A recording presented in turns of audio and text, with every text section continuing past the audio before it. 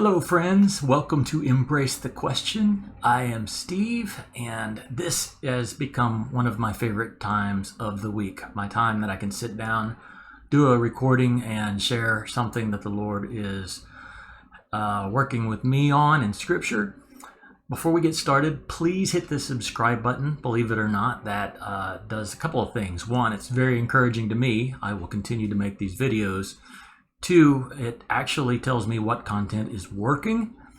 And three, I believe, is we need all the good content we can get out on the internet, be it YouTube or other places.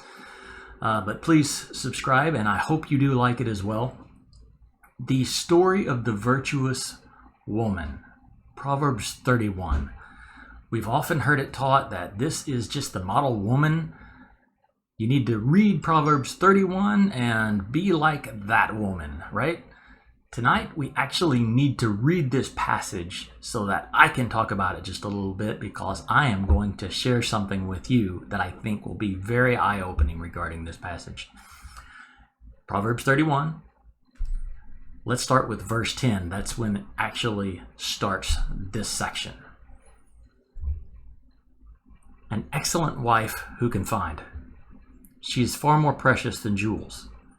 The heart of her husband trusts in her, and he will have no lack of gain. She does him good and not harm all the days of her life. She seeks wool and flax and works with willing hands.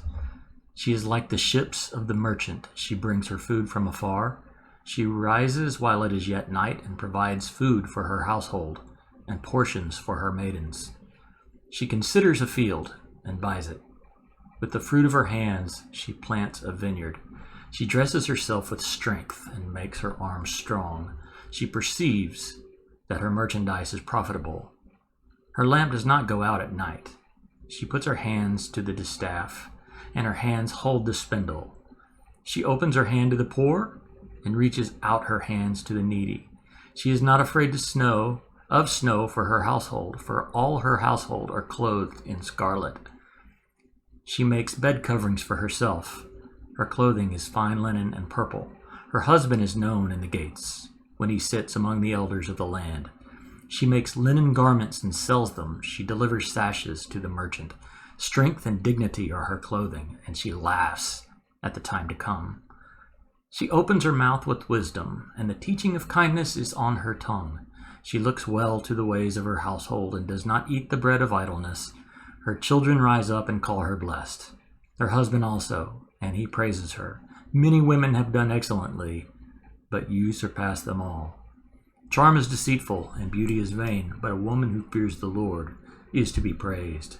Give her the fruit of her hands, and let her works praise her in the gates. Okay, you've no doubt read that before. You've probably heard it taught on before. And again, it's used mostly as a passage to describe the model woman. If you are a godly woman, you should be like this. But what we're going to learn tonight is that this is more of a foreshadowing of the empowered church. When we start to realize that this is about us as the church, then a lot of things begin to click. And a lot of things that we seek to obtain through Christ, this says we already have it. You know as well as I do that we tend to pray very often for things that we already possess.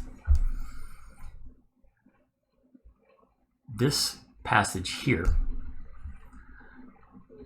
describes a woman who has the full trust of her husband. She is empowered by her husband. The phrase that really set me off on this was verse 16. Can you imagine being in a marriage and your wife has the freedom to do this? Verse 16, she considers a field and buys it. With the fruit of her hand, she plants a vineyard. It's almost like she's doing this on her own, right? this is an empowered woman. You skip down to verse 23. Her husband is known in the gates when he sits among the elders of the land. This is the story of a complete trust relationship. And when you realize that this is us, that we have been empowered by Christ, then a lot of these things make sense. We find ourselves praying, again, for divine protection for going out and buying our own field. We would organize a prayer committee and spend half a year trying to determine whether or not we should or shouldn't buy the field. This woman says, that's a good bargain. I'm going for it.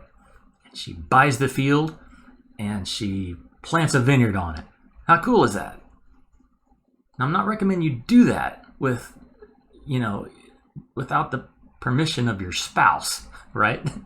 I'm not advocating for problems in the marriage here, but this is a fully empowered woman here. You get the feeling that if she buys a field and it ends up being rocky or maybe not good for anything, that her husband would say, that's all right.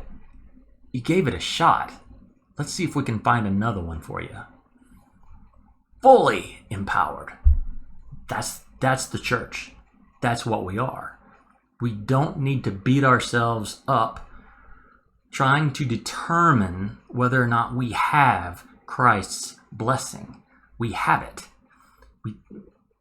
We just overdo everything. We make everything so complicated. We have his blessings. It says he blesses our steps. He tends not to bless our stagnation, right? There are times, of course, when it's all right to be still, to rest, to be still and know that he is God. But then there are times when we're just afraid. We're operating out of fear, and we don't know if that next step we're going to take will be blessed or not. We are afraid almost of retribution, and that has to grieve him because he has empowered us like he has empowered this woman in Proverbs 31. He has empowered us to go out and take a risk. The kingdom is for risk takers. Remember the parable of the talents. The only one in that parable who met with the wrath of the master was the one who buried the talents under the tent because he was afraid of taking a risk. The kingdom is a place where risk is rewarded, not success, risk. All right? I hope that this has inspired you to somehow get past that big decision that you've been facing. If you know somebody that's facing some decisions and they're just in the pit of indecision, forward them this video. This will help. Okay? You are empowered. You are empowered. All right? I hope you did enjoy this video. Visit my Facebook page, facebook.com/embracetheq, and join our community there. There's a lot more content that can be uploaded there every day, in fact. So I hope to see you there. Blessings. I'll see you next week.